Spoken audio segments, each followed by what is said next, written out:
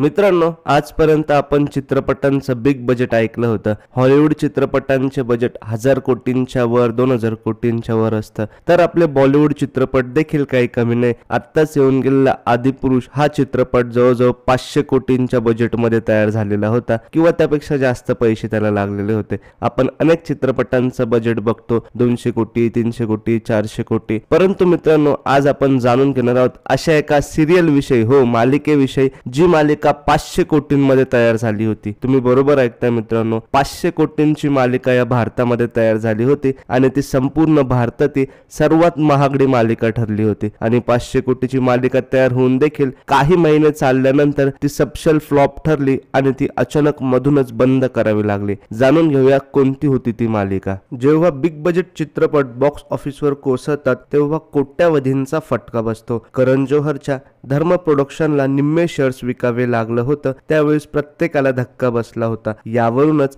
चित्रपट आणि टीव्ही इंडस्ट्रीमध्ये किती जोखीम असते हे स्पष्ट होतं. काही वर्षांपूर्वी एक सिरियल प्रसारित झाली होती. या सिरियलसाठी निर्मात्यांनी पाण्यासारखा पैसा खर्च केला होता, पण सिरियल प्रेक्षकांना अपेक्षित प्रतिसाद मिळत नव्हता. देशातल्या सर्वात महागड्या टीव्ही शो बाबत बोलायचं झालं तर एक ऐतिहासिक एपिक शो होता. 2017-18 मध्ये त्याची निर्मिती झाली होती. या शो साठी 100 नाही, 200 नाही, तर तब्बल 500 कोटी रुपये खर्च केले गेले होते. त्या तुलनेत सिरियलला फारसा प्रतिसाद मिळालेला नव्हता. त्यामुळे हा शो एक सीझन मध्येच बंद करावा लागला. या सिरियलचं नाव होतं पोरस. ती एक ऐतिहासिक एपिक ड्रामा सिरियल होती. देशातील सर्वात महागडी टीव्ही सिरियल असा विक्रम या सिरियलच्या नावावर होता. फर्स्ट पोस्टच्या वृत्तानुसार 2017 मध्ये निर्मात्यांनी या सिरियलसाठी सुमारे 500 कोटी रुपये खर्च केले होते. पोरस ही सिरियल स्वस्तिक प्रोडक्शनच्या सिद्धार्थ कुमार तिवारी यांनी प्रोड्यूस केली होती. ती सोनी टीव्ही चॅनलवर प्रसारित झाली होती.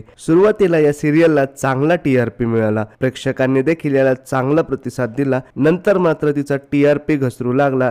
बजेट पाहता ही सिरियल प्रेक्षकांचं मन जिंकण्यात सपशेल अपयशी ठरली आणि फ्लॉप ठरली. अनेक ब्लॉकबस्टर चित्रपटांच्या तुलनेत पोरसचं बजेट जास्त होतं. बाहुबली 2 चं बजेट 250 कोटी, ब्रह्मास्त्रचं बजेट 350 कोटी, जवान चित्रपटाचं बजेट 300 कोटी, तर आत्ताच आलेल्या सिंघम अगेनचं बजेट 350 कोटी, भूल भुलैया 2 चं बजेट 275 कोटी होतं. पोरसचं बजेट मात्र 500 कोटी रुपये होतं. पोरस सिरियल मध्ये लक्ष ललवानी मुख्य भूमिकेत होता. लाचीची भूमिका सुहानीने साकारलेली होती, तर सिकंदरची भूमिका रोहित पुरोहितने साकारली होती. ही कथा पंजाब आणि सिंध प्रांताचा राजा पोरसवर आधारित होती. या राजाने सिकंदरशी युद्ध केलं होतं. IMDb वर या सिरियलला 10 पैकी 7.7चं रेटिंग मिळालं होतं. पोरसची मोठ्या प्रमाणात निर्मिती केली गेली होती. निर्मात्यांना बाहुबली सारखी सिरियल बनवायची होती, परंतु सिरियलच्या मधल्या फाईट सीनसाठी महागड्या VFX चा वापर केला गेला. मोठ्या युद्धाच्या दर्शनासाठी हजारो लोकांना कास्ट केलं गेलं